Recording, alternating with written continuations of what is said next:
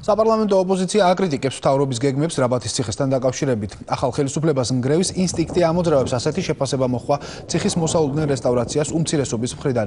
ნაციონალური დეპუტატების თქმით, რესტავრაციის პროცესი არ უნდა წარიმართოს ნაჩქარევად და ეს საკითხი ფართო განხილვის საგნად უნდა იქცეს. უმრავლესობაში კი აცხადებენ, რომ ხელისუფლება არაფრის დანგრევას არ აპირებს. ეს არის დაახლოებით იგივე ინსტინქტი, როდესაც პრემიერ-მინისტრი განაცხადა, რომ მშვიდობის ხიდი არის დასანგრევი. ეს არის ნგრევის ინსტინქტი აქვს დღევანდელ ხელისუფლებას და ეს ეხება ყველაფერს, რაც ააშენა წინა წლებში მთავრობამ. მნიშვნელოვანია, რომ როდესაც მიდის რესტავრაციაზე საუბარი, კულტურული ძეგლის რესტავრაციაზე იყოს ფართო განხილვის საგანი და არ მიდიოდეს ნაჩქარევი გადაწყვეტილებები არ მივიღოთ და არ იყოს ეს დაფარული საზოგადოებისაგან. სერიოზულად ვერ გავცემთ პასუხს, იმიტომ რომ თითქოს ჩვენ ახლა გვინდა გრევა.